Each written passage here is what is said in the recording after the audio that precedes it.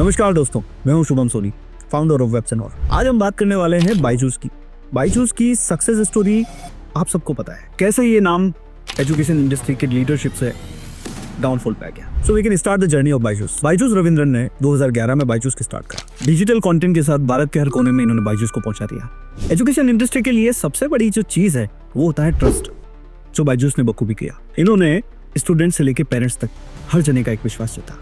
And after that company बन गई एक बड़ी और ग्लोबल कंपनी। 2017 से 2021 के बीच कंपनी का एक बड़ा गोल्डन टाइम था, जब कंपनी को मिली बहुत सारी फंडिंग। इतनी हैवी फंडिंग से कंपनी के ऊपर दूसरी एक और नेगेटिव चीज हुई, जो हुआ सेल्स का प्रेशर, एक्विजिशन का प्रेशर। इन्वेस्टर्स को जवाब देना था भाई, तो इसके कुछ साइड इफेक्ट्स हुए।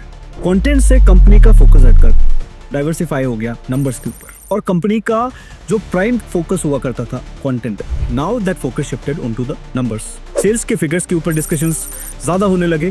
पहले कंपनी इनोवेशन कर रही थी, 3D इमेजेस और 3D वीडियोस के साथ कंपनी ने जिस तरीके से अपने आप को लॉन्च करा, और अब कंपनी के ऊपर सेल्स के प्रेशर की वजह से उनका पूरा फोकस सेल्स के ऊपर चला गया। हर जगह नंबर्स की बातें होने लगी, हर जगह ग्रोथ की बातें होने लगी। इस चीज के साथ कंपनी ने दो चीजें करी, एक सेल्स की टीम को रैपिडली ग्रो करा हर तरफ, और दूसरा एक्विजिशंस करे। इन्होंने व्हाइट हेड जूनियर्स और आकाश जैसे बड़े इंस्टीट्यूट्स को साथ इन्वेस्टमेंट करा और अपने आप को एक्सपेंड करा। अब बायजूस एक कंपनी नहीं रही, it became one of the largest education brand. Edtech के अंदर शायद ही इससे बड़ा कोई ब्रांड था। IPL जैसे सीजन्स को स्पॉन्सर करना, आकाश और व्हाइट हेड जूनियर जैसी बड़ी बड़ी कंपनीज के अंदर इन्वेस्टमेंट करना, कंपनी ने गजब का एक्सपेंशन करा। लेकिन इसके साथ ही एक और नेगेटिव चीज हुई। इसके साथ ही कंपनी ने जितने नंबर ऑफ स्टूडेंट्स को अपना प्रोडक्ट बेचा था, उनकी तरफ से कई सारे नेगेटिव रिव्यूज आने लगे। कंपनी के बारे में बहुत सारी नेगेटिव पब्लिसिटी होने लगी। अब कंपनी एक लर्निंग प्लेटफॉर्म से ज्यादा सेल्स हेवी ऑर्गेनाइजेशन लगने लगी। कंपनी का पूरा फोकस सेल्स के ऊपर चला गया, रेवेन्यू के ऊपर चला गया, हर जगह नंबर्स की बातें हो रही। लेटर इतनी सारी कंप्लेंट्स और इतनी सारी इश्यूज की वजह से कंपनी को एक बड़ा डाउनफॉल देखना पड़ा, और बायजूस की जो फर्स्ट पोजीशनिंग मार्केट के अंदर थी,